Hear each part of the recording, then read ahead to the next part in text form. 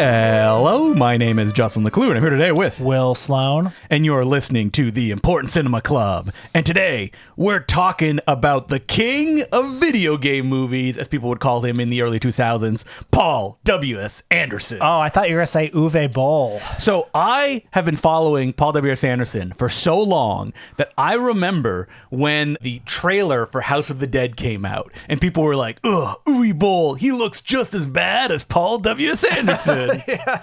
Or during that time, I wonder if they were calling him Paul Anderson, because for a bunch of movies, he was credited as just that. And then what happened? Well, supposedly it was a Writers Guild issue that Paul Thomas Anderson registered his name as Paul Anderson, so Paul W.S. Anderson had to change his name. You know, that's why there's a lot of weird names in like guilds, because you cannot have the same two names. That's why he's not Michael Douglas, which is his actual name. I think maybe the guild should change that rule, because it's very confusing. It is pretty ridiculous. Now, have you ever been a fan or interested in this director, Will? No, I've never been a fan, but I have. He has perpetually been on my list of to investigate because people are very passionate about him. 10 or 15 years ago, some of our younger listeners may not remember this. Some of our older listeners may not either, but there was a... Unless you were in a very particular forum or social media bubble. That's right. We had a thing called vulgarotourism. Rest in peace. And it evolved like bacteria out of the forums at Mubi.com, and there were certain critics... Wait. Mubi.com had forums? Oh, did Mubi have forums? Wait, so would you like be on there? I wasn't part of it, but this is what I've heard secondhand. Mubi had forums. You went to the archive and looked through the history of vulgarotourism. The kindly librarian who was able to tell me. No, but there were also certain critics, Ignatiy Vishnevetsky being probably like the key one, who, like, vulgarotourism wasn't really, it was an inside joke, basically. Yes, because... that's what tourism was for. Exactly. That like Hitchcock and all those people would be vulgar tourists. Right. And so the people who were really into this 10 or 15 years ago, it was like, well, let's take it to the new generation. Who are the vulgar auteurs of our day? The expressive esoterica of our day. And it was people like, well, on the high end, you had Michael Mann, Abel Ferrara, Brian De Palma, people who are, I think by now, pretty firmly embedded in the canon. And then on the lower end, you had people like Zack Snyder, Justin Lin, Michael Bay, Neville Dean and Taylor. The people who, in polite you say these society... names and you're just like, these are just...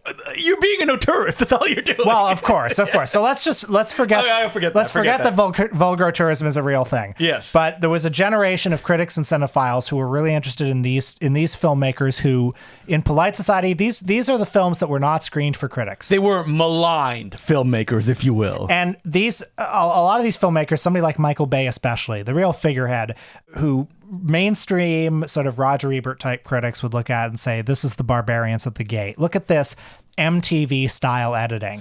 I'm checking my notes here, but 2 Michael Bay films were released by the Criterion Collection. I think that he has the respect of polite society, doesn't he? Armageddon getting in the Criterion Collection was the big bang of vulgarotourism. That was the something moment that Michael Bay basically forced Criterion to do. Being like, no, I want Armageddon to be on the Criterion Collection. I like that it's in there. I love it. I like the provocation of that. Yeah. And so Paul W.S. Anderson is a guy that, like, I think the Resident Evil films are what did it. And the weird evolution of those films into something so disconnected from the source material and basically, his is what people found very interesting about that 6-film series.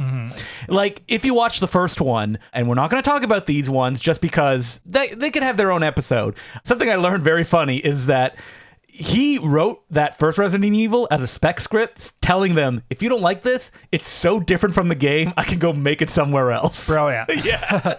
And that's why the movie is the way that it is. But yeah, as you indicated off the top, for a long time, Paul W.S. Anderson, among critics, cinephiles, lay movie buffs, had a very bad reputation as somebody who, well, he really rose to prominence. It wasn't his first film, but Mortal Kombat.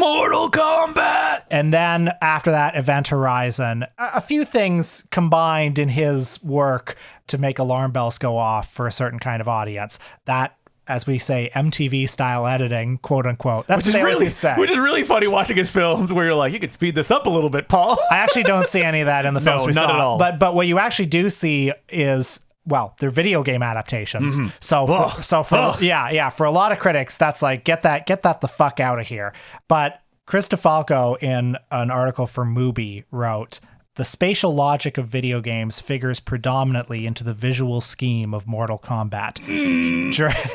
During fight sequences, bodies are foregrounded as to emphasize the gap between foreground and background, echoing the look of a game itself." I'm putting F on like there. that? No, that is such bullshit. If anything, Mortal Kombat has terribly edited fight sequences because Paul W.S. Anderson himself admits he did not know what he was doing. Robin Chu, a Hong Kong stuntman who stars in the film, was like, this director has no idea. He keeps making us reshoot the fight scenes from every angle. Robin Chu, is he the guy who made that Red Trousers documentary? He directed that film. He stars in Mortal Kombat. God, what a piece of shit that doc was, right? I like it. I think it's interesting. It's got good stuff in it. Yes, but I think structurally it's a little bit not good. Anyway, do you want to hear more from Chris DeFalco? He writes, Event Horizon laid out the visual motifs that have dominated the majority of Anderson's subsequent work. Labyrinthine corridors, confined spaces, alien-inspired architecture, maps establishing spaces and spatial relations. These elements have defined Anderson's films, providing the grammar to understand them not merely as cinematic spectacle, but as a form of filmic game, a game in which Anderson serves as both creator and player, the hand casting and shaping the die. So you're looking at me and you don't like a word of this. You know what? I can't argue with that a lot of his films, they return to those same themes, but what he's doing in a lot of them is just copying the films that he likes, like Alien, for example. And that's what Labyrinthian Corridors, that's what he's doing in Event Horizon. All right, I got a quote here that I think is going to be more up your speed. Okay, here's Roger Ebert on 2004's Resident Evil Apocalypse. I love Resident Evil Apocalypse. Oh, okay, you're gonna Paul love W.S. this. Anderson did not direct this movie. He wrote it. And he produced it. Okay, so what the fuck do I know? But okay, well, hang on. This is what it says, and I think this could apply to any entry in the Resident Evil series, which Ebert hated every single one. He says, "The movie is an utterly meaningless waste of time. There was no reason to produce it except to make money, and there was no reason to see it except to spend money." Here's the argument I'll make with Paul W.S. Anderson. He loves the movies that he's making. Yes. I do not think that the films are craven cash grabs for him. That these are extensions of his passions that he's putting up on screen. And the thing that kind of, rubs me the wrong way is I wish I could take him aside and be like, bring a little bit of something of you to these. Like a little spark, if you will. But what if there's no there? Yeah, that it's just like hollow inside. Yeah. See, the Resident Evil films are a good example of what happens when you keep folding the same thing over itself to the point that in part 5, the movie is just scenes from previous Resident Evil films playing in concert with each other. I mean, that was one that like people love Resident Evil. Is it? Yeah, 5. Because of like the textual reads you can get into it. The way that it's like in conversation with everything that's come before. Oh, sure. All that film theory stuff. Yeah. Well, I mean, literally, like, the Mila Jovovich character is meeting, like, past versions of herself and is going back like a video game to scenes from previous movies. Well, the way that Ebert ends his review of that one particular Resident Evil movie is, "Parents, if you encounter teenagers who say they liked this movie, do not let them date your children." Ugh. I hate that. Boo, Ebert, get out of here. So a strong touch of moralism there. And not since his review of George Romero's Night of the Living Dead, where he was like, the screaming hordes in the aisles, how dare they watch this? And I think thinking about Paul W.S. Anderson can be a useful exercise in putting a lot of received wisdom to the test. Like, okay, there are certain things in cinema that somebody like a Roger Ebert might consider nutritional, right? It's like story, character, themes. And then there are things that are bad, like empty spectacle. And I think a good question might be, why is that bad? Yeah. Is it bad? I agree. Yeah. But I think the issue I have with Paul W.S. Anderson is that I can measure with a yardstick what he's doing versus the success or failure of that thing, because it is that kind of mechanical spectacle that when it falters and it's not delivering what I want, that's when it leaves me a little bit cold. Well, I watched 3.5 Paul Thomas Anderson. I can't believe I said that. Paul W.S. Anderson. There's one name that I say a lot, and there's one name that I never say. Well, maybe it's going to change. Going to get that Paul W.S. Anderson tattoo on your arm? Yeah, like Cecil B. Demented. Yeah, exactly. Yeah, Paul W.S. Anderson, I watched 3.5 movies, so I watched 3. I watched half of Pompeii just to get a flavor of it. You got it. Yeah. You got it. You didn't have to watch anymore. And I kind of like these movies. Yep. I think I would they're say fun. kind of like them as well. Yeah. I don't think that I have the hate for them that a lot of people in the early 2000s do. And I also don't have the love for them that people in the post-2010s do. Yeah. And I will say, I have to consider myself a fan. I own almost all of his films on Blu-ray, and I watch them every time being like, you can do it, Paul. Come on, this time you can pull it off. Nick Pinkerton had a good article about Paul W.S. Anderson. I can't believe it. Do it. I can't fucking believe it. It's ridiculous. You keep all this in. Yeah. Nick Pinkerton had a funny article where he said, Anderson is a devoted practitioner of pulp for pulp's sake. His zombies and aliens are not metaphorical stand-ins for anything. They're zombies and aliens. Anderson's films have no message referent to anything outside of their own self-imposed problems of visual storytelling. Anderson can barely be bothered with motivations or subtext, but give him a booby-trapped corridor, a hair's breadth escape, or a tactical assault, and he's off to the races. Mind you, Pinkerton wrote that favorably. He likes Paul W.S. Anderson. Like, what's the difference between Enzo J. Castellari and Paul Thomas Anderson if they're just like ripping off different sources? I will say it's an execution thing at the end of the day. And can I bring one other comparison? The Marvel movies. Okay, so Martin Scorsese calls them theme park rides. And he says that disparagingly. Now, Paul W.S. Anderson makes movies that I think even more than those feel like theme park rides. I think when Scorsese is talking about the Marvel movies, what he's talking about is movies where concepts like art and personal vision get subsumed under business and brand management. Yes. But Anderson, by contrast, really does seem to be following his muse. These are personal expressions, I think. Yep. All of his films are often independently funded by like Constantine Films. They're not like big brand. Well, it's funny because they are in some way brand management in that they're based on other properties, but that's just an excuse to get money to make the movie that he wants to do. And they are consistently like released as dog shit. Like The Three Musketeers, which is one of the ones we watched. Superficially, it looks like a big spectacle with lots of stars. That movie played with no press screenings. Nope, none. It was released in a dead time of year. Like, these movies are shamefully released by their distributors just as cash grab enterprises. And, compared to the Marvel movies and such, I mean, the Marvel movies or a lot of big blockbuster type movies will sort of posture as having themes. Or, we're important. You need to see us. Right. Whether it's the top flight talent they have in front of and behind the camera, or just like, yes, the Russo brothers. well, or Kenneth Branagh or whatever, Slumming it, doing Thor. Yeah. Or Robert Downey Jr. Yeah. Like, and these movies have Mila Jovovich, who's great. His wife? Yeah, who's great, but like... Wait, let me see if I can find some kind of metatextual element about the movies that they're making that way. Yeah, but, a lot of the themes in the big superhero movies and stuff, it's like, it's non-committal. Like, when the Iron Man movies talk about, like, oh, is the surveillance state good or bad? It's like... Who can say? Exactly. It's like, so you'd rather just none of that. I think so. I think so. If that's the choice. Yes. Now, okay, you compared these to kind of theme park rides the way Scorsese did. If I want to dig into that analogy, I think this is like a ride at like Canada's Wonderland that you go on and you're like, yeah, that was pretty good. That wasn't really an ending, or took a long way to go up. I couldn't agree more, and I wish I liked these movies a little bit more. Me too. I do want to start at the beginning, though. I know you didn't watch Shopping, but I think Shopping is a fascinating example of what Paul Thomas Anderson could have done, because Paul W.S. Anderson. Oh my God.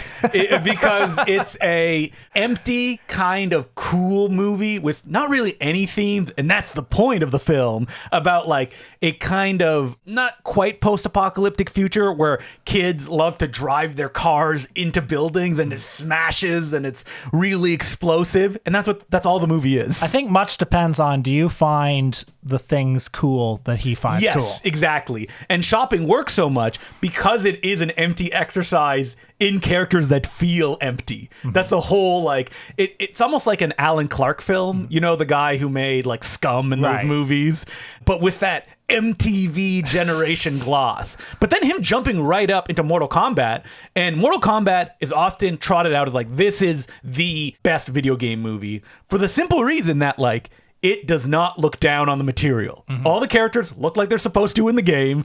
It's not, hey, we're leading up to the big tournament of Mortal Kombat. No. Like, it's, you meet all the characters, they go to the island, they fight, everything you would expect from playing that video game. And no video game adaptation movies do that because they're all like, we're ashamed of this. We don't want to. We need to improve Like, on what it would in some Super way. Mario be like if he were real? Exactly.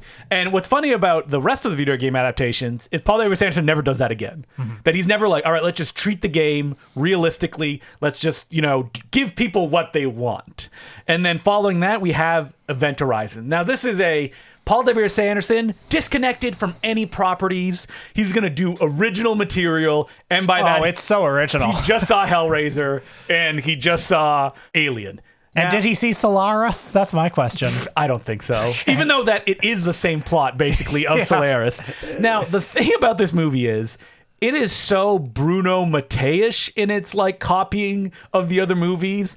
I wish I could find it charming. I like this one. This is my favorite of the ones I watched. If it just had just like a little bit more. I don't find it like propulsive. No, that's the issue with it. And then when you have Alien, you have like a mood, if you will, and kind of like an atmosphere. And you like the characters in Alien. Here, other than Sam Neill and Lawrence Fishburne, who are bringing the charisma they bring as actors. I mean, would I rather watch Terminator 2 Shocking Dark? Maybe, because I like that dream world Italian vibe. I think that's what this movie's missing, is a kind of haziness to it, that it feels almost too grounded, but then it has goofy moments that otherwise, if you explain it to me, like, oh yeah, the villain is just a CGI guy on fire being like, you let me burn. Well, I'd be like, ooh, I'm excited for other stuff. And it's like, no, that's pretty much it. For the first 20 minutes, I thought, oh, is this him doing hard sci-fi? Because so the year is 2047. We're some years into space colonization, and there's a ship deep somewhere in the galaxy or the universe, even. I don't know. It's somewhere. Yeah. And there's a distress signal. And then the rescue mission comes. You got your Sam Neill, you got your Larry Fishburne, you got a bunch miscellaneous. of other people. Yeah. And they're going to go see what happens. Wait, I think Jason Isaacs is there. Usually Paul's pretty good at casting his movies and then giving those actors not much to do. And so what they find out happened is, you got space, you got time. And what if they intersected? And what if they open a portal to hell? That's right. So they get there and they find the whole ship's been massacred. Anecdotally, I've heard a lot of kids on the schoolyard who saw this movie and were really freaked out by it. I'm sure I saw it in high school and liked it a lot at the time. The violence is pretty... I know there's a mythical 2-hour cut that was even worse. But supposedly it was all in the quick flashes you see. A lot of that was excised. And what's missing from this movie is I was inspired by Hellraiser. And it's oh yeah, Hellraiser, filled with those hellish sights, creatures, things that it's no, we're not going to give you any of that. And it's okay. Yeah, I mean, I like how violent it is. Yeah. This is the level of criticism I'm reduced to. I wish it was more. It's not visceral enough. Sam Neill, he turns his wife around and she has 2 CGI eyes. I was moderately engrossed in the drama of okay, so the ship gets there, they get at the lost ship, and because the portal to hell has been opened up, they all get these strange delusions of their worst memories and their worst fears. Yes. So all the traumas in their life start becoming real again. Well, one of them is just she sees her son, and that's it. Wow. Who pushes her into a pit. Yeah.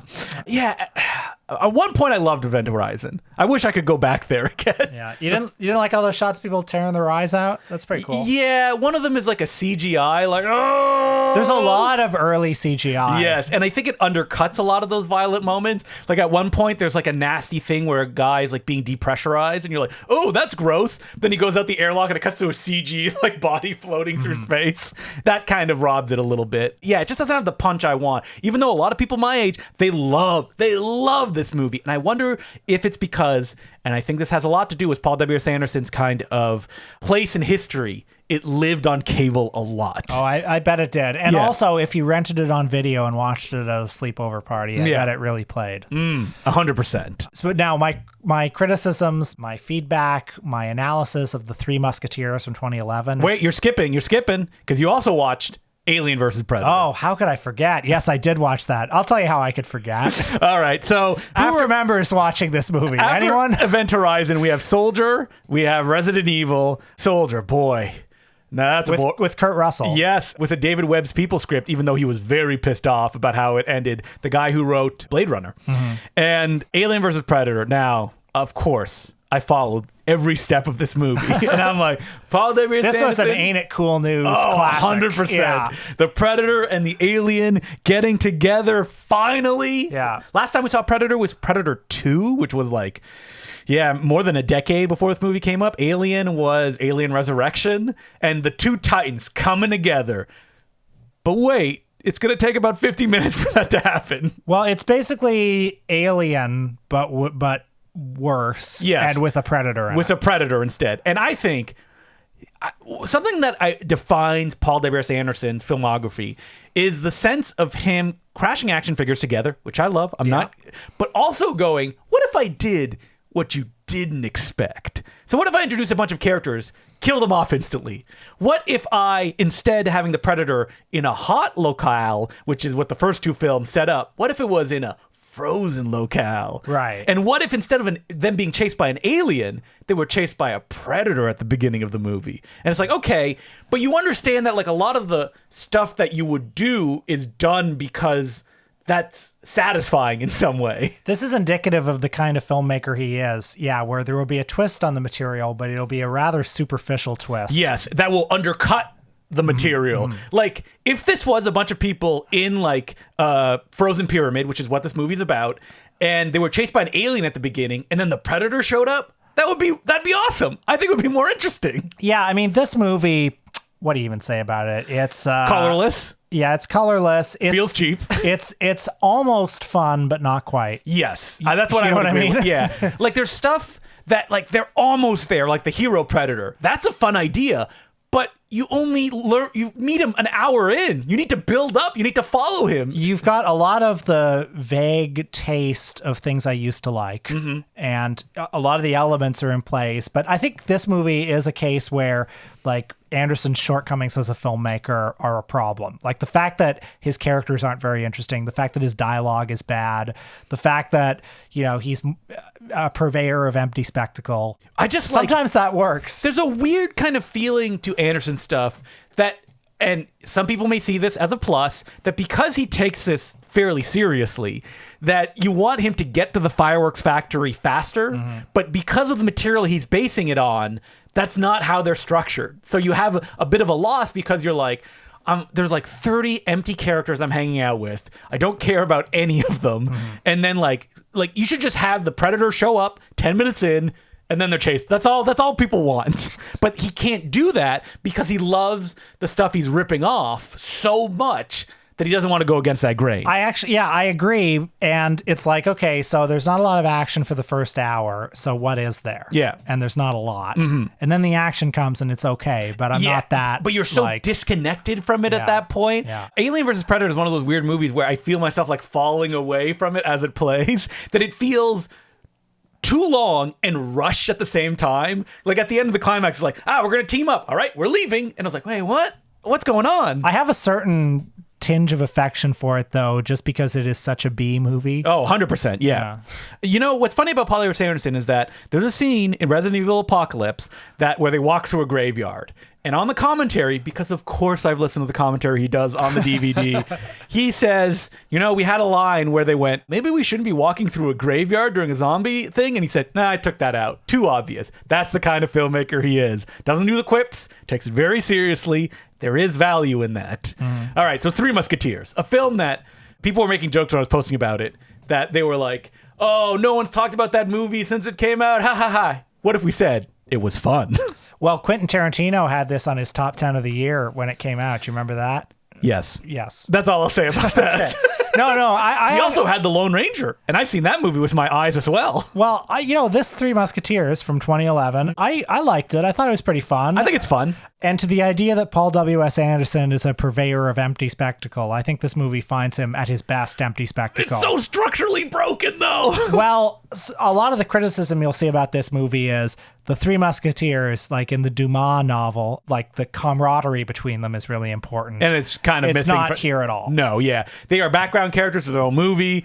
And I mean, technically, there's anyone who knows Three Musketeers. There's always the fourth guy in this. D'Artagnan, I believe his name is. Yes. Nobody likes him, but he's basically the central character of the Poochie. movie. Yeah, really. Especially in this movie where he's played by one of those stars that time forgot. He's still Percy Jackson. Yeah, Percy Jackson himself. This film is filled with like people who would become stars. Like even the main Musketeer, he would go on to be in Succession, and now everybody likes him. And he's the villain in Deadpool and Wolverine. As well as some slumming character actors like Christoph Waltz as Cardinal Richelieu. I believe this was like his post-Oscar win, where like, how many days do you need me for? 5? All right, sure. That and the Green Hornet. Yeah, Orlando Bloom. Yeah. Showing up for a movie that will never come. But I gotta say, I did enjoy watching this movie because it looks great. You didn't think it looked great? I think it looks okay. I think there's a plastic quality to these movies that people really like. This sharp, like really bright, really colorful digital look. It is the opposite of any cinema now. Yes. Where it's like muted and dark. And I think this is what I'm responding to in this movie. Like a lot of the sword fight scenes where they're like fighting against these like black and white tiles or something, or these bright blue skies. And, or like when he's shooting at, I don't know, like the palaces, and he really leans into just the ornateness of all the decor. Love it. I love it. So at every minute of this movie, it's like, I like looking at this. This is fun. I was with this movie for about like 35 minutes. You're introduced to everybody. You're like, I can't wait to see what they're going to be doing. And then the movie goes, not much. Because what if after all these introductions, they have to save the Queen's diamonds? Right. And you're like, wait, why? Yeah. Oh, is it going to be more sword fighting? Not till the ending. What? But this is a sword fighting movie. What if they flew around in airships? Yeah, I love that shit. So this is a movie that like is a bit of a bust on every level, except for I like the tone. Yes. And I like the look, and I like a lot of the action. I mean, you love the comedic relief played by James Corden. Well, oh, fucking hell. Well, I also love that all the characters in this movie speak with completely different accents. I love that. I love it when they do it. Where is this even set? But here, I'll say it about the accents. No one has accents in movies. Yeah. Like if you're setting it like, the old, do you want them to all have French accents? No, that would suck. Well, no, because typically in the past, if it was, if it was an American movie set in Nazi Germany, they'd all be speaking British with accents. British accents. Yeah. And So I this guess is just like a pudding, and I like that. Yeah. I think what disappoints me about this movie is as it goes along, I'm like, but I want to see these musketeers do what you set up that they, like in that first introduction scene. And it's like, no, they will be doing none of that. They will be standing in the background. What if we made more time for James Corden? No. Yeah, fucking James Corden. Okay, well, anyway, I'm going to work on my review that I'm going to travel back in time and submit to Mubi in 2011. And I'm going to say... You can be like the structuralist parallels and the kind of brave chances he takes with the original source material. I'm going to say, not since Fritz Lang made Beyond a Reasonable Doubt. Wait, no, that's late style. No, not since Fritz Lang... Not since Fritz Lang made... What's an early American one? Fury, yeah. Has editing, has spatial composition. Yeah. Conveyed so much.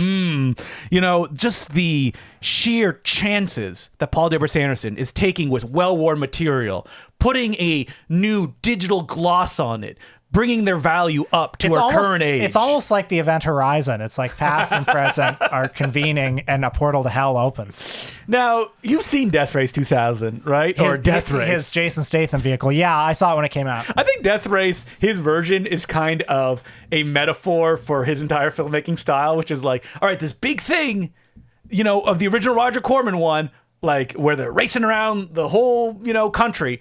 Let's put it in one arena where they go in a loop. I also like that he takes the Corman movie and he's no satire. Yeah, I'm not interested at all in social commentary. And you know what?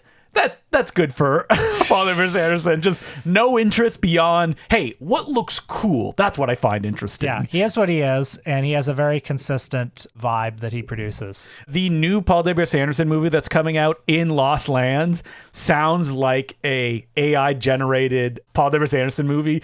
A queen, desperate to obtain the gift of shape-shifting, makes a daring play. She hires a sorceress, Grey Alice, a woman as feared as she is powerful, sent to the ghostly wilderness of the Lost Lands, where it should be pointed it out. It's a mix of fantasy and technology. Dave Bautista must go with, surprise, surprise, Mila Jovovich to go save the day. You know, maybe Paul W.S. Anderson could become a festival director if he just gave a couple of the right interviews. He could make the same movie, but if he just talked a little bit more like Harmony Korine and said, I'm moving past movies. Movies bore me. What I really like is TikTok, and I'm integrating that into movies. So what we're interested here is Paul W.S. Anderson becoming so trash that he becomes art again. I think he's already there for some people. Yeah. But all that's missing is his competition slot at Venice, where Monster Hunter 2 could play alongside the new Jia Zhangke film. I mean, you know that new Harmony Korine film, we just use AI to put like baby faces on people, and it's like 5 stars. I'm rapidly losing my patience with Harmony Korine, but I love people being like, I love this. This is taking cinema to the next level. Nobody's saying that. He's saying that. No, people are saying it on Letterboxd. They are? Yeah, like 5 stars, 4 stars. And what I love about that is what I love about like a good con artist. That he's like, like running away out of town with a big dollar sign on his bag. I saw Aggro Drift, which is I was going to say perfectly enjoyable. No, it's not. It's not. No. It's got fun stuff in it. Yeah. But it's like, I love how lazy it is and low effort. Well, the idea that this is the future of cinema, it's like, no, it's an experimental film. It has a narrative. Well, barely. Barely, but it's there. Yeah. So you want him to go even deeper. Non-narrative. Just AI generated images. I don't care what he does. I just want him to stop like pretending that this is something new. No, the more power you give him, the more strong he gets. Yeah. Listen, standing ovation at Venice. I love this. Yeah. Now, at a certain point, I don't want to see these movies anymore. But I love that he's doing it. Anyway, well, I don't know why we ended our Paul W.S. Anderson on that, but I had a good time with Paul W.S. Anderson. We'll return. We'll watch all the Resident Evil films. I would love to. Let's do this again. I mean, I love Resident Evil Apocalypse, and I'm the only person in the world who can say that. So, well, you know what Roger Ebert would say about you? Don't let you date his daughter. Did Roger Ebert have kids? No. Oh. So what would he know? Yeah, what does he know? All right. So as per usual, you can send us letters at importantcinemaclubpodcast@gmail.com. And our first question is from Justin. And he goes, "Hey, Justin and Will. I've been listening to your podcast since I started my current job about a year ago, and I love the way you approach film criticism." Well, thank you. My girlfriend and I caught the 24-hour summer movie Mind Melter, and we had an awesome time, even if it turned my brain to jello. It encouraged me to finally join the Patreon.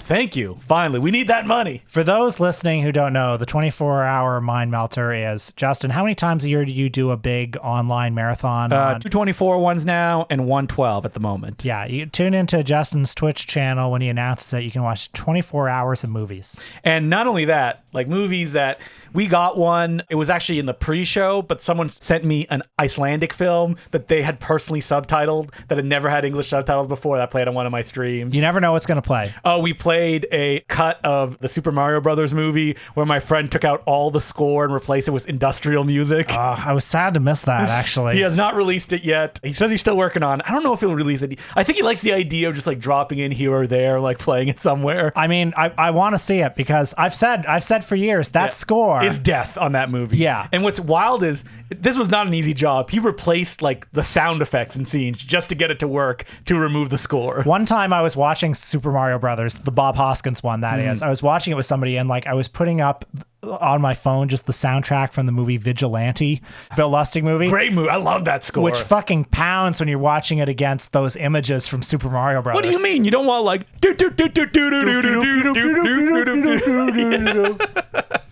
Anyway, the letter writer continues. I was surprised to see you've never done Shinya Tsukamoto. I'm surprised we haven't done Shinya Tsukamoto. I thought we did. I went looking through it. I was like, yeah, if you'd asked me, I would have said we had, but no, I'd love to. Anyway, I have 2 questions. The first may have been asked before. What is it about Japanese cinema that somewhat turns you off? It doesn't turn us off.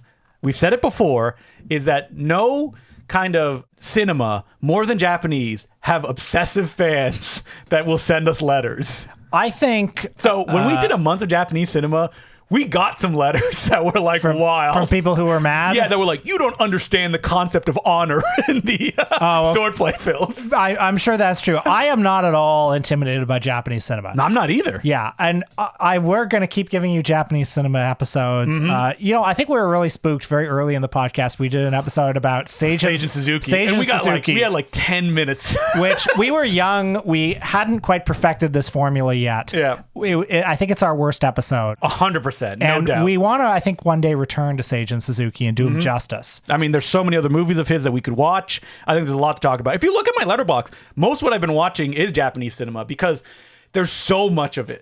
I've reached the point in Hong Kong cinema, I'm going to be honest, where I'm like, I've seen all the great stuff. So you don't like it when, say, Vinegar Syndrome releases? No comment. We've got a new Category 3 movie. No comment. I mean, they just put out Love on Delivery. Amazing movie. Stephen Chow. Would highly recommend. But yeah, those like another extreme film. I feel like I've seen most of them. I would love to be surprised, but it hasn't really happened yet. When Grady Hendrix would do his marathons and there'd be a movie I haven't heard about, I was like, I gotta see this. You know what I can never get enough of in Hong Kong cinema is like Drunken Master ripoffs you from love those. 1978 to 1980. If Simon Yuen is in it as an old master, I am happy. I did like you. I forked over those 40 Canadian dollars for the TerraVision Blu-ray that they put out. Yeah. I think it's like an old Kung Fu Master or something like that. That's right. And all those movies are exactly the same. And every time I see them, I get so happy. The other question is actually something that's related to the Mind Melter. He wants to know, what is the weird trailer I showed for a body horror-fueled Kamen Rider or something? The movie he's thinking of is, I think it goes under Shin Kamen Rider or Kamen Rider Shin. It's not the one that Hideaki Anno directed. It's a 90s V-cinema, which means direct-to-video film, where it always goes viral because there's a scene where like it's like almost a like werewolf-like transformation into like an organic mass superhero. It's like, oh, you can find it online. It's not that good beyond that one scene, but it's definitely worth checking out. Anyway, the letter finishes it up. Thank you guys for everything you do. Congrats on the kiddo, Justin. Much love from Akron. Another Justin. P.S. There's no way you two have a shortage of ideas for Shocktober. Shocktober! No. We don't have a shortage of ideas. We have a shortage of time. Yeah, speaking of kiddos. But please consider Coffin Joe or Tsukamoto if you are feeling even more bleak. Coffin Joe. I would love to do that. That's a deep-ass dive. Yeah, so Coffin Joe, for those who don't know, he was a Mexican horror auteur / personality. I'm sure many of you will have seen his picture. He had a top hat and he had a cape and he had a big mustache and he was spooky. And I've only seen one Coffin Joe movie, At Midnight I'll Steal Your Soul. And I saw it at the Bloor Cinema like 10 years ago. And he was there. Coffin Joe himself was there. Were you there? I wasn't there, but I remember walking at Fan Expo and seeing him just sitting behind the Rue Morgue table, big giant claws just sitting there waiting for anyone to come up for an interview. Man, that was the golden age of Fan Expo. Yeah. Like in 2009 or so. I remember one time walking the hall and seeing Ken Russell just sitting there looking like Winston Churchill. And like I mean, I was at that Devil screening, which we've talked about many a time. So good. And just being like almost frightened of him. Yeah. I mean, you should be. Yeah. He was a frightening individual. Yeah. So our next letter is from Alex, and he goes, "Hey gang, I have a moral dilemma for you." Uh-oh. Is this gonna do it? I've recently started a new job, and I'm starting to get to know some of my coworkers. One of my cool IT coworkers that I talk to the most invited me to his Plex server. Do you know what a Plex server is, Will? Yes, I do. Okay. But so, define it for the people. It is a movie server where you can put files that can then be accessed from multiple places as long as you have like the Plex app on, for example, your TV or even your phone. And usually it's hooked up to a computer, and that's where all the files are located.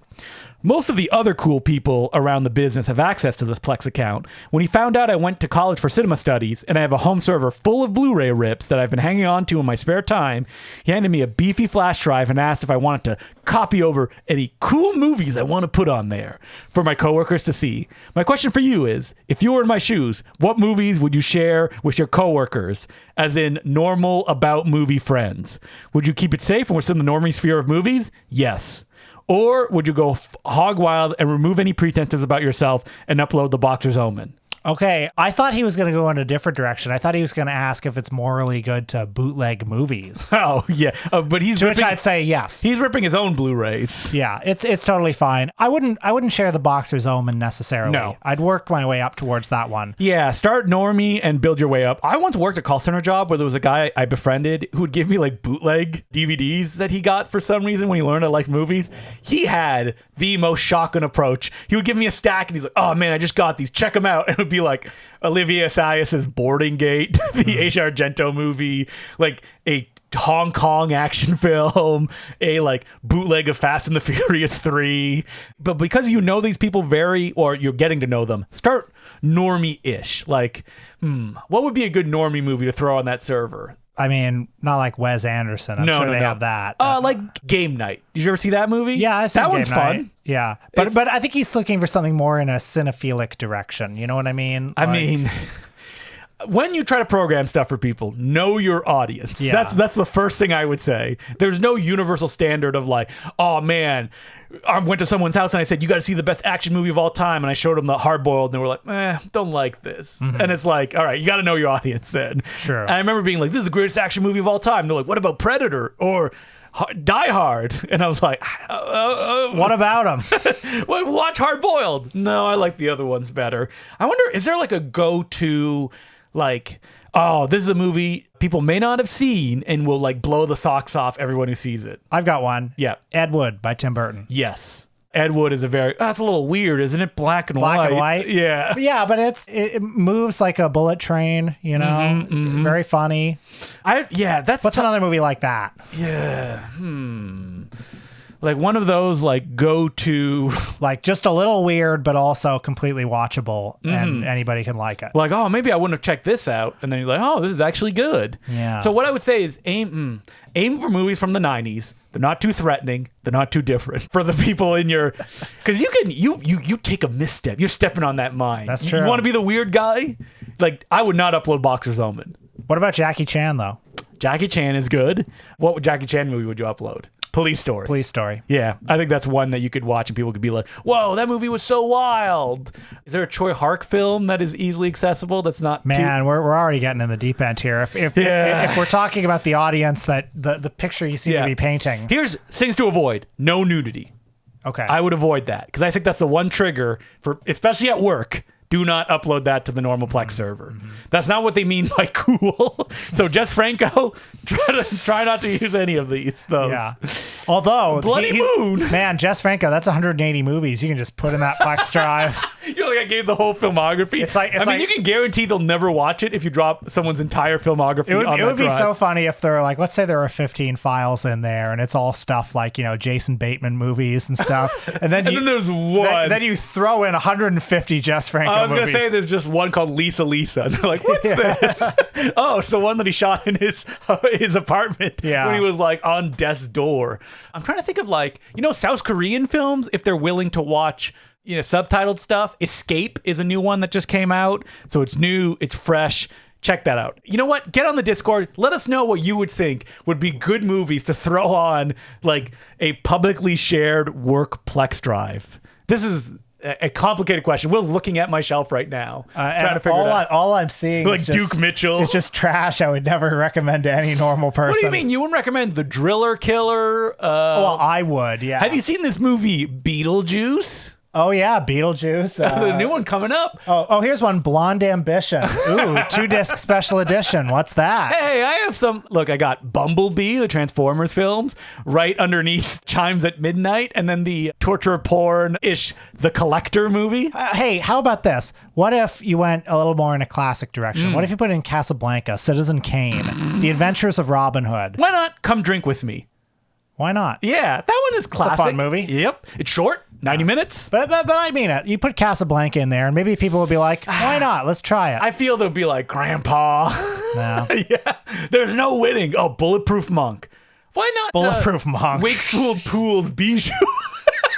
I think the great thing about Wakefield Pool's Bijou is, you suck them in with like 20 minutes of beautiful, surreal imagery, and then you suck them off with, with nonstop gay sex. Or Ryan Johnson's Brick. There you go. That's a good one, yeah. We're just literally looking at the B sections of my DVDs and Blu-rays behind you. But more discussion can be had about this, and we'll be doing it on the Discord. What are we doing on our Patreon this week, Will?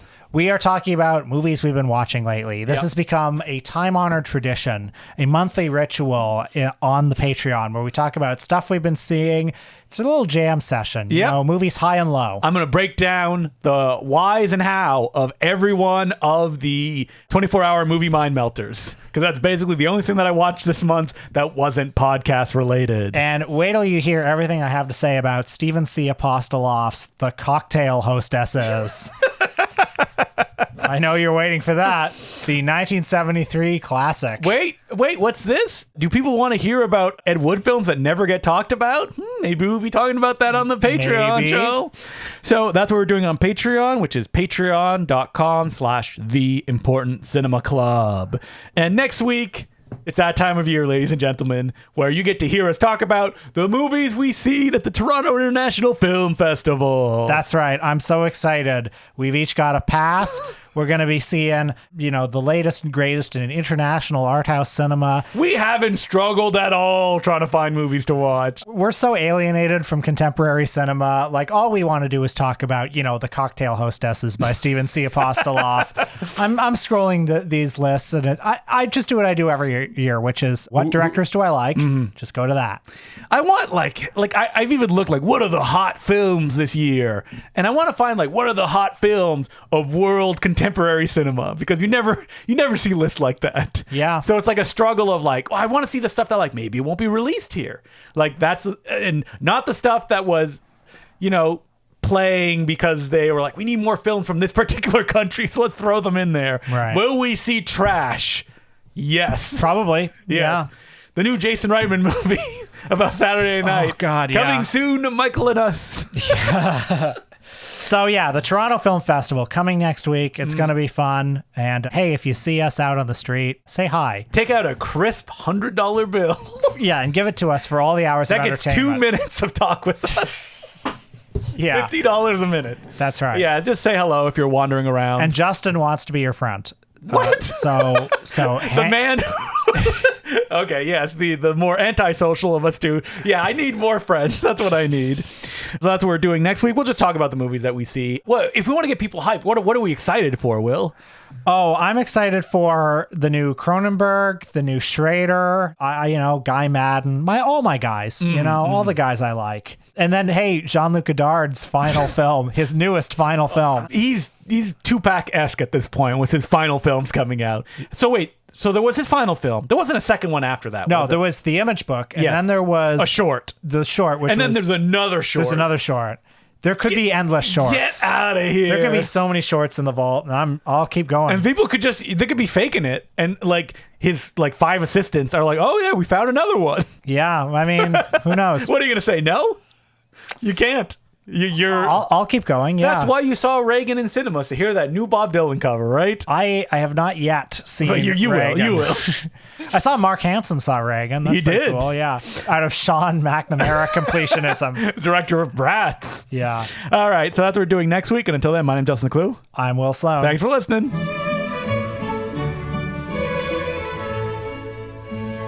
As per usual, I'd like to thank some of our new patrons, who include Noah Hawker, Manuel Lavs, Callan Clements, KV, Eric Trelinsky, Daff, Jim, Ben Bates, Noah, Chris Vanderberg, my neighbor John Turturro, Honeyjack, Patrick McNally, Alex Elliott Jones, Dry Butt Plug, and Jamie McMillan. Thank you all for becoming patrons. We could not keep doing this without you. I actually want to continue on the thread that we were just talking about, the films of Sean McNamara. Okay, this is my favorite filmography. So I'm sure you've all been to see Reagan with Dennis Quaid. Your favorite president. And all of these movies, you realize as you leave it's just boring. There's nothing there. I'm sure it's total dog shit. Although, hey, maybe it's great. Who knows? I haven't seen it. But Maybe I'm the one who will see. I always like to keep an open mind. Oh, I've gone through the filmography before. I believe I posted this on Twitter because I was like, "This is the wildest filmography ever." I'm sure Sean McNamara came to both of our attention. Well, we've known his work for years, but it was Bratz, the movie. I've never seen Bratz, but it was a Flophouse favorite. I saw Bratz like 10 years ago at 92Y Tribeca with the Flophouse doing a live commentary. It was a great night. And Bratz is a horrible film, really, really bad, but it's got a certain like so bad it's good charm. All right, the first film Sean McNamara ever made is unavailable. 1989's Hollywood Chaos. It's got what looks like a classic 70s, if not 80s style poster, which is drawn. Not one review is online. Maybe it's out there and no one has shown any interest in it. He then went on to make the Stranger Danger movies. People have talked about these. They're like big internet meme things where it's like a weird looking alien and it's like Stranger Danger. Then he made a remake of Pulgasari called Galgameth, the North Korean kaiju movie. Yeah. And then a Casper DTV sequel. Okay, so now this is really what I'm curious about. Like you look at Sean McNamara's filmography, and I was kind of wondering, like, well, was there a movie like early on? Did he have art house ambitions? No. Did he have anything? Because you uncovered that No Wave director, a guy who started working with like Jim Jarmusch and people like that, and now he makes Steven Seagal movies. And I was wondering if with Sean McNamara there was something like that in his past. Nope.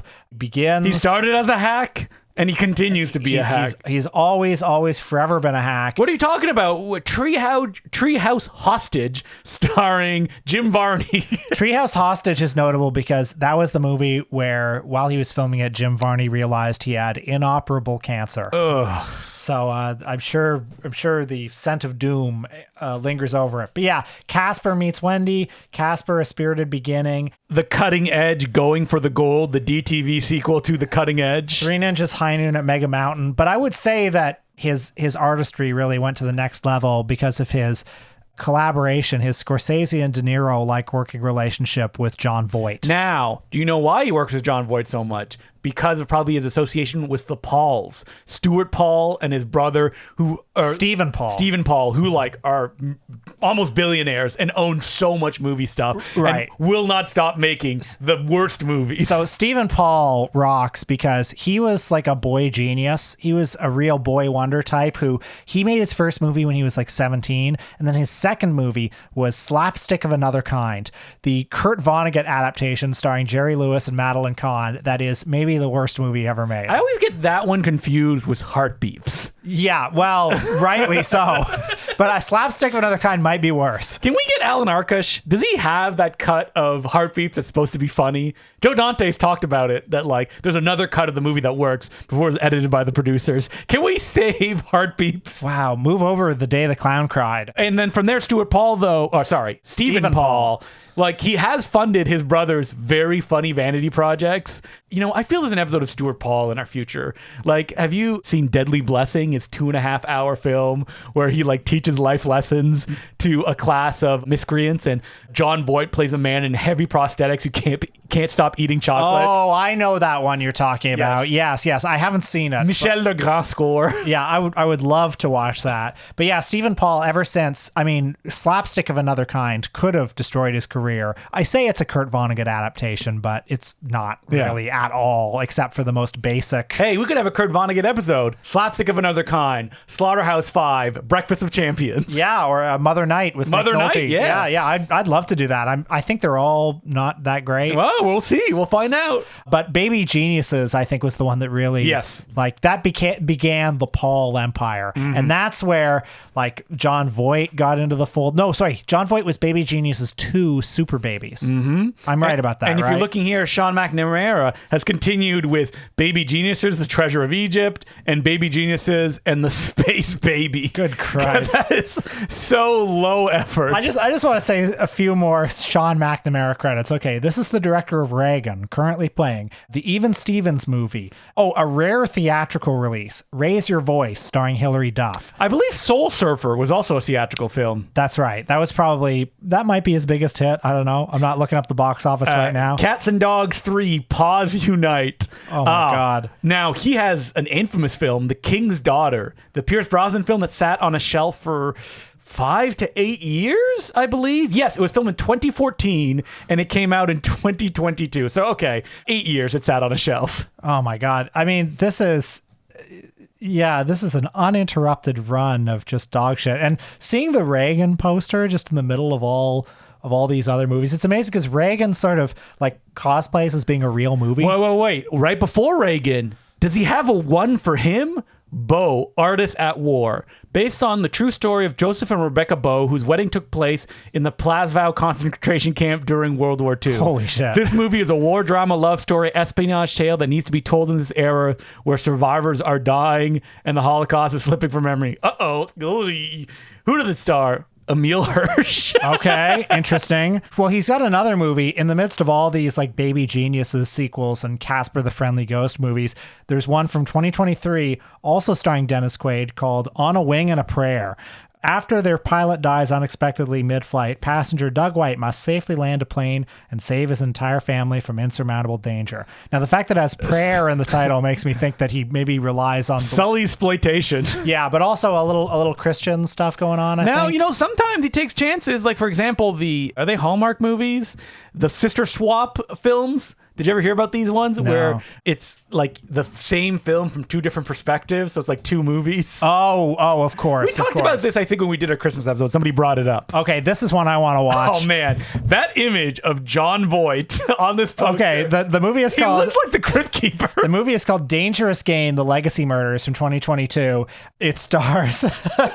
I'm just laughing so much at this poster. John Voight, Will Sasso. Jonathan Rhys-Meyers. What happened to him? Jesus Christ. Don't look into his politics, if you will. Jonathan Rhys-Meyers? Oh, yeah. Wow. Interesting. So, yeah, this movie looks like a David Dakota film. We've probably left all the listeners behind with this flurry of references. Sean McNamara, the whole point of this is somebody to look into. I don't think we would do an episode on him. No, his episode's too vast. I don't think there's any reclaiming Sean McNamara. No. I can't find a way in. But, we've always wanted to rewatch the Even Stevens movie, right? With Shia LaBeouf and... Yeah, absolutely. And all these Christmas movies he's made. He's incredibly prolific. Holy shit. What I would say is people should follow Mark Hansen because he's sworn to be a Sean McNamara completist. Even though, to my knowledge, he has not enjoyed one of his movies.